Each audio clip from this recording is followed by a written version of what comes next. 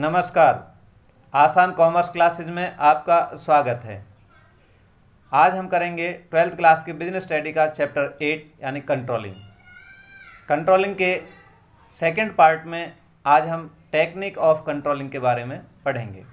तो चलिए शुरुआत करते हैं techniques of controlling. Managerial control की टेक्निक्स हैं, इनको हमने यहाँ पर दो भागों में डिवाइड किया है। एक तो हमारी कुछ ट्रेडिशनल टेक्निक्स हैं और मॉडर्न टेक्निक्स हैं। ट्रेडिशनल टेक्निक्स में हमारे personal observation, statistical reports, break even analysis और बजटरी कंट्रोल शामिल होती हैं। जबकि मॉडर्न टेक्निक्स में हमारे return on investment, ratio analysis, responsibility accounting, management audit, PERT and CPM, MIS यानी मैनेजमेंट इंफॉर्मेशन सिस्टम को शामिल किया जाता है। आज के हम वीडियो में ट्रेडिशनल टेक्निक्स की यहाँ पर इनकी स्टडी करेंगे। अगले वीडियो में हम मॉडर्न टेक्निक्स को देखेंगे। तो चलिए शुरुआत करते हैं हम ट्रेडिशनल टेक्निक से। इसमें सबसे पहले आता है पर्सनल ऑब्जर्वेशन। ये सबसे इजी टेक्निक है और बहुत सिंपल है और बहुत पुराने समय से चली आ रही है। इसको बहुत ज़्यादातर जगह पर इस्तेमाल किया जाता है। इस टेक्निक में managers take round at the work place and observe the progress of work.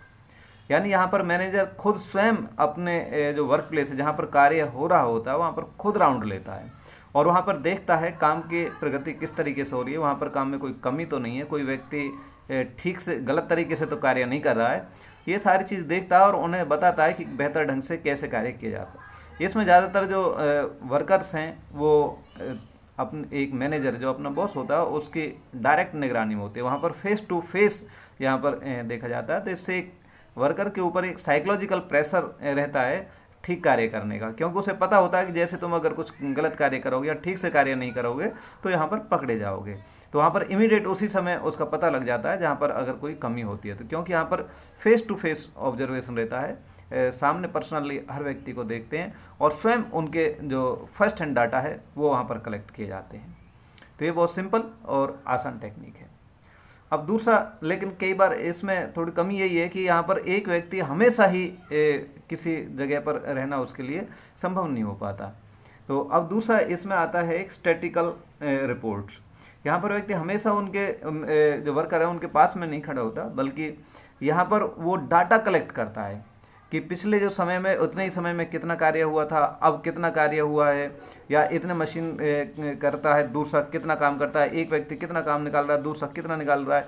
तो इस तरीके से इस मेथड में हम जो रिपोर्ट्स होती हैं, हमारे डाटाज होते हैं, उनका हम इस्तेमाल करते हैं।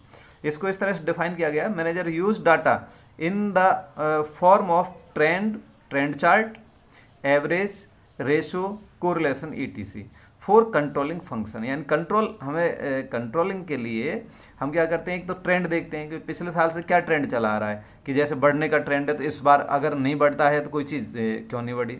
तो इस तरह से एवरेज की पिछले साल इसी पीरियड का एवरेज ये आया था, इस बार एवरेज कम क्यों जा रहा है। तो इसी तरह से हमारे रेशो का, कोरिलेशन का, कि अगर हम इस चीज़ को आगे बढ़ाते हैं तो दूसरी तरफ हमारे ये भी आगे बढ़ना चाहिए था, ये चीज़ भी। तो इस तरीके से हम इन चीज़ों को जो डाटाज होते हैं उनको इस्तेमाल करते हैं हम कंट्रोलिंग के लिए। तो ये भी एक बहुत अच्छे एक तरीका है। लेकिन ये डाटाज भी कुछ परिस्थिति ऐसी होती है जिन सभी जगह पर डाटा भी हमारे इस्तेमाल नहीं किए जा सकते। अब एक यहाँ पर एक जो मेथड आता है ब्रेक इवन एनालिसिस, इसे ब्रेक इवन पॉइंट एनालिसिस भी हम कहते हैं। यहाँ पर it is use to study the relationship between cost, volume and profit. यानी इसमें हम कॉस्ट के ऊपर, वॉल्यूम यानी प्रोडक्शन की जो मात्रा है उसका और प्रॉफिट का, इनके बीच में क्या रिलेशनशिप है, इसकी हम स्टडी करते हैं। कि इसमें ये देखा गया है कि जितना हम प्रोडक्शन ज़्यादा करते हैं तो उसी हिसाब से हमारे प्रॉफिट भी ज़्यादा होता चला जाता है और उतना कॉस्ट हमारी कम होती चली जाती है। अब इसके पीछे क्या रीज़न है, उस चीज़ को हमें आप देखिए एक एग्जाम्पल से हम समझ लेते हैं। मान लीजिए हमारा एक जो सेलिंग प्राइस है पर यूनिट का, वो हमारा 10 रुपीज़ है और वेरिएबल कॉस्ट, यानी जब किसी चीज़ को प्रोडक्शन करते हैं तो उस पर वेरिएबल कॉस्ट कितनी 6 रुपये की आती है। देखिए यहाँ पर कॉस्ट को हमने दो भागों में बांटा गया, वेरिएबल कॉस्ट और फिक्स्ड कॉस्ट। पहले इस बात को समझ लें, वेरिएबल कॉस्ट वो कॉस्ट है जितना हम प्रोडक्शन करते हैं तो प्रोडक्शन के साथ साथ वो बढ़ती हैं। जैसे एक रॉ मटेरियल है, अगर 1 यूनिट का इस्तेमाल किया तो हमने 6 रुपये पर यूनिट के हिसाब से रॉ मटेरियल लग रहा है, 2 करेंगे तो 12 हो जाएगा, 3 करेंगे तो 18 हो जाएगा। इस तरह से वेरिएबल कॉस्ट उसमें बढ़ती रहती है। लेकिन एक होती है फिक्स्ड कॉस्ट। ये फिक्स्ड कॉस्ट ऐसी कॉस्ट है जो कि चाहे हम प्रोडक्शन करें या ना करें, ये तो हमें उतना देना ही देना पड़ेगा इतना। जैसे कि एक हमने फैक्ट्री है, फैक्ट्री को रेंट पर लिया हुआ है, 20,000 रुपये उसका किराया जाता है। अब फैक्ट्री का जो रेंट है वो 20,000 रुपये, वो तो 20,000 रुपये ही जाएगा, चाहे हम उसमें 1 यूनिट का इस्तेमाल प्रोडक्शन करें, चाहे 1 का भी ना करें, चाहे 1000 यूनिट का इस्तेमाल करें वो प्रोडक्शन करें, चाहे 10,000 का प्रोडक्शन चाहे हम कितना ही भी करें। लेकिन ये फिक्स्ड कॉस्ट प्रोडक्शन से जो डिसाइड नहीं होती, ये तो पक्का, ये तो जानी है, यानी इनको प्रोडक्शन करें या ना करें। अब इस 3 बातों से हम यहाँ पर पता लगाते हैं कि हमारे जो जितना हम वॉल्यूम बढ़ाते जाएंगे, जितना हम प्रोडक्शन बढ़ाते जाएंगे, वो हमारा जो कॉस्ट, वेरिएबल कॉस्ट, ये जो टोटल कॉस्ट है वो हमारी कम होती चली जाती हैं, और हमारा जो प्रॉफिट है वो हमारा उसमें बढ़ता चला जाता है। और एक बिंदु इसमें ऐसा आता है जहाँ पर कि हमें नो प्रॉफिट नो लॉस होता है, तो उस बिंदु को हम निकालते हैं। अगर उस बिंदु का पता लग जाता है हमें कि जहाँ पर नो प्रॉफिट नो लॉस है, तो फिर हम देखते हैं कि उससे जो कम होगा तो वहाँ लॉस होगा, और ज़्यादा होगा तो हमारा प्रॉफिट होगा।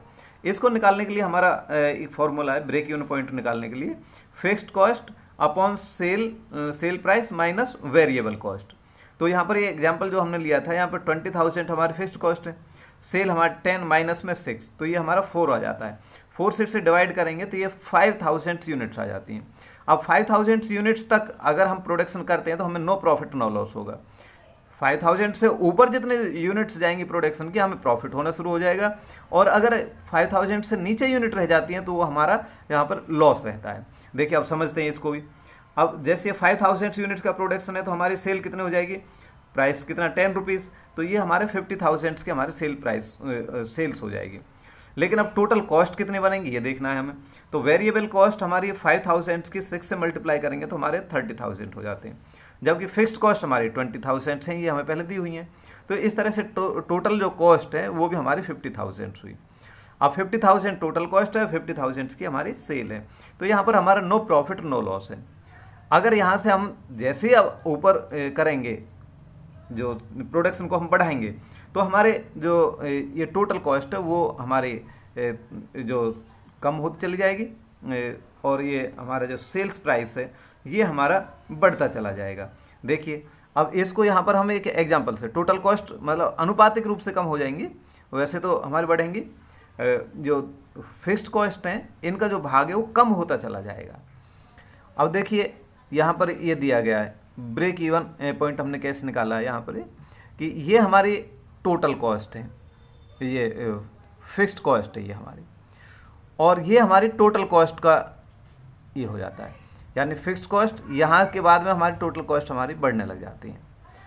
और इस पर हमारा जो सेल्स प्राइस है वो, अब प्रोडक्शन हमने यहाँ पर कितना किया 5,000 किया, तो ये एक ऐसा पॉइंट आया है, इससे ऊपर जब प्रोडक्शन होगा, अगर यहाँ पर प्रोडक्शन करेंगे हम तो ये हमारा ज़्यादा ये प्रॉफिट होगा, अगर इतना प्रॉफिट करेंगे तो ये हमारा ये प्रॉफिट होगा। जैसे जैसे हम प्रोडक्शन बढ़ाते जाएंगे हमारा प्रॉफिट बढ़ता चला जाएगा। लेकिन अगर प्रोडक्शन कम हो जाएगा तो वो हमारे यहाँ पर लॉस होनी शुरू हो जाती है। जैसे अगर यहाँ पर हमारा प्रोडक्शन होगा तो ये हमारे यहाँ पर लॉस होगी। तो ये हमारा ब्रेक इवन एनालिसिस है। इसको और थोड़ा समझने के लिए हम एक और एग्जांपल ले लेते हैं, इसको और ज़्यादा स्पष्ट कर लेते हैं।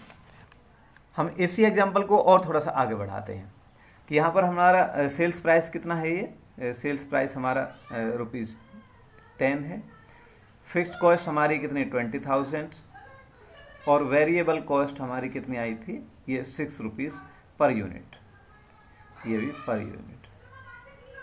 हमने ब्रेक इवन पॉइंट यहाँ पर निकाला था, हमारा ब्रेक इवन पॉइंट आया था ये 5,000 का, और 5,000 पर हमने कैलकुलेट करके देखा था टोटल कॉस्ट और हमारा सेल्स प्राइस दोनों बराबर आए थे। तो यहाँ पर दोबारा कर लेते हैं हम, सेल्स प्राइस कितना हो जाएगा हमारा 5,000 इंटू 10, टोटल जो सेल है ये हमारी 50,000 की होगी। अब यहाँ पर हम टोटल कॉस्ट देखते हैं। पहले वेरिएबल कॉस्ट 5,000 इंटू 6 30,000, और टोटल कॉस्ट ये फिक्स्ड कॉस्ट हमारी पहले दी गई है, ये कितने 20,000। इस तरह से टोटल जो कॉस्ट हैं वो हमारी आ गई 50,000 ये भी। तो सेल्स भी हमारे 50,000 की, यहाँ पर हमारा टोटल कॉस्ट वो 50,000, यहाँ पर नो प्रॉफिट नो लॉस है। अब यहाँ से एग्जाम्पल एक देखते हैं, हम इनको बढ़ाते हैं। ये 5,000 की बजाय हम मान लीजिए 6,000 कर लेते हैं। तो अगर प्रोडक्शन हमारा 6,000 का है तो यहाँ पर सेल हमारी कितनी हो जाएगी, 6,000 इंटू 10, ये 60,000 ये हमारा हो जाता है। अब देखते हैं हम कॉस्ट, वेरिएबल कॉस्ट हमारी कितनी हो जाती है, 6,000 इंटू 6 बराबर 36,000। और जो फिक्स्ड कॉस्ट वो हमारी फिक्स रहती है, वो हमारे इंक्रीज नहीं होती, वो हमारी 20,000। इस तरह से ये आ जाता है हमारा 56,000। अब यहाँ पर ये प्रॉफिट हो गया हमारा, कॉस्ट हमारी आई 56,000 और सेल हमारी 60,000, तो इसका मतलब ये 4,000 का हमें क्या हो गया, ये प्रॉफिट हो गया। अब दूसरा एग्जांपल लेते हैं, इसको हम कम करके देखते हैं। तो कम करते हैं तो हमने देखा था चार्ट के द्वारा कि हमारे लॉस हुए थे, तो लॉस किस तरह से होते हैं। अब 3,000 लेके देख लीजिए, 3,000 में हमारी सेल कितनी हो जाएगी, 3,000 इंटू 10, ये हो जाएगा हमारा 30,000। और यहाँ पर वेरिएबल कॉस्ट हमारी कितनी है, 3,000 इंटू 6, 18,000। और फिक्स्ड कॉस्ट हमारी वही है, वो तो हमारे कम होंगी नहीं, वो 20,000। अब टोटल जो कॉस्ट है यहाँ पर हमारे ये 38,000 हो जाती है, जबकि यहाँ पर हमारी सेल 30,000 की है, तो 8,000 का क्या हो जाएगा, यहाँ पर हमारा लॉस हो जाएगा। इस तरह से हम ब्रेक इवन एनालिसिस के द्वारा हम ये देख लेते हैं कि जितना हम अपना प्रोडक्शन बढ़ाते हैं, जो टोटल कॉस्ट का जो पर यूनिट टोटल कॉस्ट है वो हमारी कम होती चली जाती है। तो चलिए अब आगे देखते हैं हम, अगला जो है ये हमारा बजटरी कंट्रोल, अगली जो टेक्निक है। अब बजटरी कंट्रोल को समझने से पहले हमने यहाँ पर दो शब्द और मिलते जुलते हैं, एक तो ये हमारा बजट और दूसरा बजटिंग। इस दोनों को भी समझ लेना जरूरी है, उसके बाद में फिर हम बजटरी कंट्रोल देखेंगे। तो बजट क्या चीज़ है, एक क्वांटिटेटिव एक्सप्रेशन ऑफ एक्शन। अगर हम कोई कार्य करते हैं तो उसको क्वांटिटेटिव नापना, जैसे कि हमें प्रोडक्शन करना है तो कितनी यूनिट्स का प्रोडक्शन हमें करना है, वो उसके अमाउंट जिसको क्वांटिटेटिव में हम किसी को एक्सप्रेस करते हैं तो ये हमारा बजट कहलाता है। यानी फ्यूचर में हम कितना हमें प्रोडक्शन करने वाले हैं हम, या हमारी लागत हमारी कितनी होने वाली है, या कैश है तो कितना कैश खर्च होने वाला है। इसमें हम क्वालिटेटिव एक्सप्रेशन नहीं करते, कितना बेहतर काम करना है कौन, तो वो नहीं देखते, कितना अच्छा प्रोडक्शन करना है ये चीज़ नहीं देखी जाती। इसमें क्वांटिटेटिव एक्सप्रेशन केवल यहाँ पर ध्यान दिया जाता है, ये देखा जाता है। और बजटिंग क्या है, the process of preparing budget. जो बजट बनाते हैं उसके लिए हम डाटा कलेक्ट करते हैं, पिछले सालों के कुछ जो डाटा वो लेते हैं, दूसरी कंपनी जब उनके डाटा जब हम लेते हैं तब उसके बाद में देखते हैं कितना प्रोडक्शन हो सकता है, तो उसका बजट तैयार किया जाता है। इस बजट बनाने जो प्रोसेस है उसको हम बजटिंग कहते हैं। और बजटरी कंट्रोल, बजटरी कंट्रोल का मतलब a system which uses budgets as a means of controlling. जब हम बजट्स को कंट्रोलिंग के लिए इस्तेमाल करते हैं, कंट्रोलिंग के एक मीन्स के रूप में, एक साधन के रूप में हम इस्तेमाल करते हैं, तो वो हमारी बजटरी कंट्रोल कहलाता है। साधन के रूप में कैसे इस्तेमाल करेंगे, जैसे हमने बजट बना लिया कि फ्यूचर में हमारा इतना प्रोडक्शन होना है। अब इसके बाद में हम देखेंगे रियल में वास्तव में प्रोडक्शन हुआ कितना है। अब जो वास्तव में प्रोडक्शन होता है उससे फिर उनका कंपैरिजन करते हैं, उनकी जो कमियां उनको दूर करते हैं, अगर कमी रह जाती है तो ये हमारे बजट को हम इस्तेमाल करते हैं एज ए कंट्रोल के टूल के लिए, कंट्रोलिंग के मीन्स के लिए जब हम इस्तेमाल करते हैं बजट्स को, तो ये हमारा बजटरी कंट्रोल कहलाता है। अब बजटरी कंट्रोल की कैरेक्टरिस्टिक्स क्या हैं, ये हम जैसे हम मीनिंग में से जैसे निकल करके आता है ये हम जानते हैं कि किसी की भी कैरेक्टरिस्टिक्स, लेकिन यहाँ पर जो बजटरी कंट्रोल की कैरेक्टरिस्टिक्स हैं वही हमारे बेनिफिट भी हैं, वही हमारे एडवांटेजेस भी हैं। देखिए कैसे उनको हम एक्सप्लेन करते हैं, चाहे किसी कैरेक्टरिस्टिक्स पूछें इसकी बजटरी कंट्रोल की, चाहे एडवांटेजेस पूछें। आमतौर पर ऐसा और हर जगह नहीं होता, लेकिन यहाँ पर बजट के एडवांटेज और कैरेक्टरिस्टिक्स दोनों एक जैसे ही हैं। तो इसके लिए हमने ये शॉर्ट फॉर्म CACBB ये हमने बनाई है, इसके द्वारा हम इसको एक्सप्लेन कर सकते हैं। पहला सबसे पहला कंपैरेटिव स्टडी, यानी बजटरी कंट्रोल में हम क्या करते हैं, कंपैरेटिव स्टडी करते हैं। बजट बनाते हैं, फ्यूचर में हमें कितना प्रोडक्शन करना है या कितना खर्च हमारा होगा, और रियल देखते हैं रियल में कितना खर्च हुआ या कितना प्रोडक्शन हुआ, उन दोनों की कंपैरेटिव स्टडी की जाती है कि रियल में जो हमने बजट बनाया था उससे रियल में जो प्रोडक्शन हुआ वो कितना कम है या कितना ज़्यादा है। फिर इसके बाद में एनालिसिस ऑफ डेविएशन, जैसे हमने कंट्रोलिंग प्रोसेस में भी ये चीज़ हमने पढ़ी थी पिछले वीडियो में।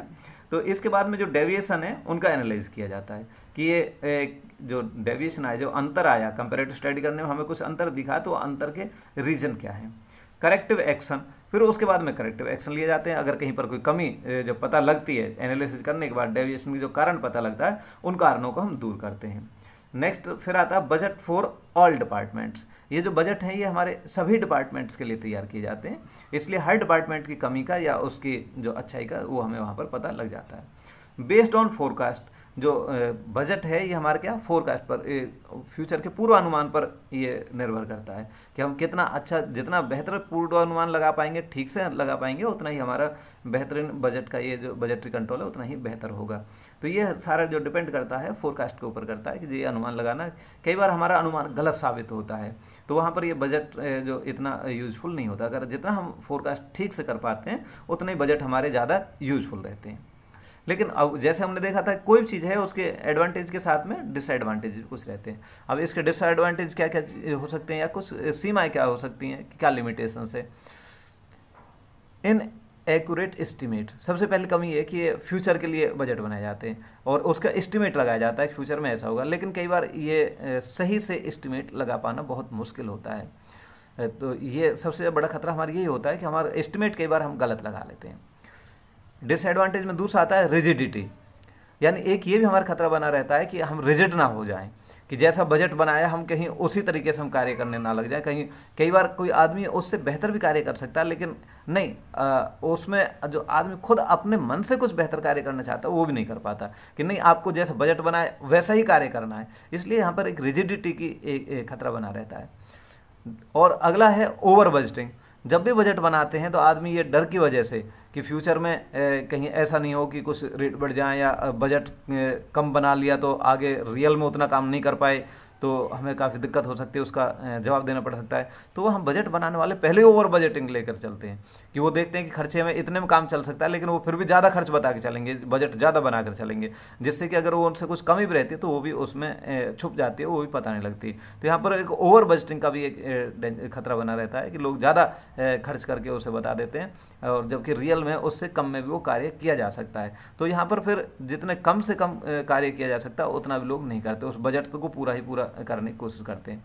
ह्यूमन लिमिटेशंस, अब जो भी कार्य किया जाता है वो व्यक्तियों के द्वारा किया जाता है, लोगों के द्वारा ही ये बजट बनाए जाते हैं और उनको ही ये पूरा किया जाता है। तो कुछ आदमी की कुछ व्यक्तिगत कुछ कमजोरियाँ भी रह जाती हैं, कुछ कमियाँ भी होती हैं, तो उनकी वजह से भी हमारा जो इसके बजट है उसका बजट कंट्रोल है वो पूरा तरह सफल नहीं हो पाता है। अब हम आगे चल के देखते हैं जो इसका है टाइप्स ऑफ बजट्स। बजट्स के हमारे टाइप्स कितने टाइप्स होते हैं। तो ये बहुत सारे बजट हमारे बनाए जाते हैं, उसमें से कुछ मेन बजट हमने यहाँ पर लिए हैं। इसको खास तौर से दो भागों में बांट सकते हैं कि डिपार्टमेंटल बजट, सब डिपार्टमेंट के लिए अलग अलग बजट बनाया जाए, एक दूसरा हमारा मास्टर बजट। तो मास्टर बजट में क्या है कि ये सारे डिपार्टमेंट्सों को मिलाकर के एक बजट बनाया जाता है इसमें। तो ये टाइप्स बजट में हमारे कुछ देखते हैं मुख्य रूप से हमारे कौन कौन से बजट होते हैं। जैसे कि एक तो हमारा ये क्या है, ये सेल्स बजट। सेल्स बजट में a statement of what an organisation expect to sell in term of quantity as well as value. यानी यहाँ पर सेल्स बजट में दो चीज़ों का ध्यान रखा जाता है कि हमें कितनी वस्तुएं बेचनी है और कितनी कीमत पर बेचनी है। तो ये फ्यूचर में इस चीज़ का अनुमान लगाया जाता है इसमें कि हम कितनी यूनिट्स बेच देंगे और उन्हें किस कीमत पर बेच देंगे।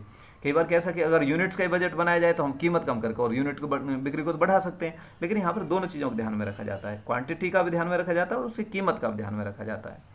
ये हमारा सेल्स बजट कहलाता है। दूसरा हमारा आता है प्रोडक्शन बजट।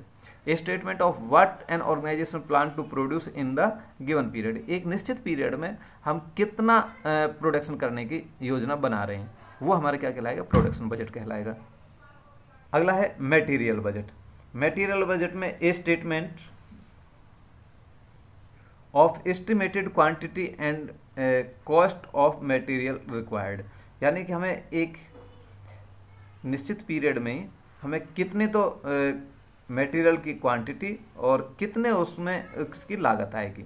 यानी जो हम प्रोडक्शन करेंगे, ये सारा जो मटेरियल बजट है प्रोडक्शन बजट के ऊपर डिपेंड करता है, या कह सकते हैं कि प्रोडक्शन बजट का ये एक पार्ट होता है ये भी, कि इसमें जब हम प्रोडक्शन करेंगे तो उसमें पता है कि हमें कितनी जो मटेरियल की ज़रूरत पड़ेगी और किस कॉस्ट पर वो पड़ेगी। यानी उसकी कॉस्ट कितनी आएगी, मटेरियल की कॉस्ट और मटेरियल की क्वांटिटी, ये मटेरियल बजट के अंदर हम कैलकुलेट करते हैं। अगला आता है हमारा कैश बजट।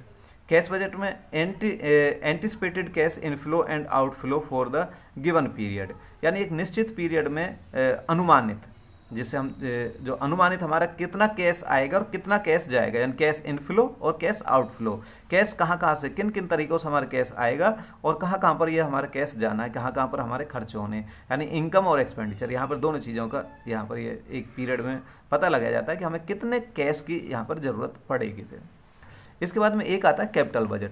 कैपिटल बजट के अंदर जो हमारे फिक्स्ड एसेट्स होती हैं तो उनके ऊपर हम कितना खर्च करने वाले हैं, यानी estimated spending on major long term assets, जैसे कि हमारे बिल्डिंग के ऊपर कितना है या मशीनरी के ऊपर कितना हम खर्च करने वाले हैं, या हमारे जो और कोई व्हीकल लेना है ट्रांसपोर्ट के लिए उसके ऊपर हम कितना खर्च करने वाले हैं। तो इस तरह के estimated spending on long term assets के ऊपर जो हमारा अनुमानित खर्च है उसको पता लगा जाता है, कैपिटल बजट कहलाएगा। दूसरा होता है हमारा रिसर्च एंड डेवलपमेंट बजट। इस बजट में हम ये देखते हैं कि जो हम प्रोडक्शन करते हैं उस प्रोडक्ट की क्वालिटी में इम्प्रूव करने के लिए उसको, और या नया कोई डेवलप करने के लिए प्रोडक्ट डेवलप करने के लिए उसमें हमारा कितना खर्च हम करना चाहते हैं, यानी estimated spending on development and refinement of product, यानी प्रोडक्ट की रिफाइनमेंट करने के लिए और उसे डेवलप करने के लिए हम कितना हमें खर्च करना है। ये हमारे रिसर्च एंड डेवलपमेंट के बजट में इस चीज़ का अनुमान लगाया जाता है। अब ये हमारे हो जाते हैं सभी अलग अलग डिपार्टमेंट के, ये बजट हमारे बन गए। कैश डिपार्टमेंट का अलग हो गया, प्रोडक्शन डिपार्टमेंट का हो गया, मार्केटिंग डिपार्टमेंट का भी हो गया, रिसर्च एंड डेवलपमेंट डिपार्टमेंट का भी बजट हो गया। लेकिन एक होता master budget. Master budget in सारे बजट को मिला करके एक बजट बनाया जाता है पूरे ऑर्गेनाइजेशन के लिए, उसको हम मास्टर बजट कहते हैं। It include all budget to estimate profit of organisation, और इससे हम किस चीज़ का अनुमान लगाते हैं कि हमें जो ऑर्गेनाइजेशन है, हमारे जो बिजनेस यूनिट है, उसको हमें कितना हमें प्रॉफिट हमारा हो सकता है। तो ये प्रॉफिट का अनुमान लगाने के लिए तो इसमें क्या सारे जितनी कॉस्ट होती है हमारी, जैसे सेल्स में तो हमारे रेवेन्यू आ जाएगा, और यहाँ मटेरियल में, प्रोडक्शन बजट में, कैश बजट से, कैपिटल बजट से, रिसर्च एंड डेवलप, ये हमारे सारे कॉस्टिंग के बजट हो जाते हैं। तो कितनी हमारी कॉस्टिंग होनी है और कितना हमें रेवेन्यू मिलना है, उसका डिफरेंस क्या होता है, हमारा प्रॉफिट होता है। तो ये सभी प्रॉफिट को, सभी जो बजट्स हैं उनको इसमें इन्वॉल्व किया जाता है। तो ये हमारा मास्टर बजट हमारा ये तैयार हो जाता है इस तरीके से। तो ये हमारे जो बजट्स के प्रकार हैं। आमतौर पर जो क्वेश्चन एग्जाम में पूछे जाते हैं वो बजट के प्रकार के ऊपर पूछ लिए जाते हैं। बजट कंट्रोल क्या है, बजट की परिभाषा भी है, बजटिंग परिभाषा, इसकी कई बार मेरिट या डीमेरिट भी इस तरह से पूछ ली जाती हैं। तो ये काफ़ी इंपॉर्टेंट टॉपिक है बजट कंट्रोल टेक्निक में। बजट कंट्रोल के ऊपर कहीं ना कहीं कोई ना कोई क्वेश्चन आ ही जाता है। तो अगले जो वीडियो है उसमें हम मॉडर्न टेक्निक ऑफ कंट्रोल करेंगे। तो आज के लिए इतना ही, नमस्कार।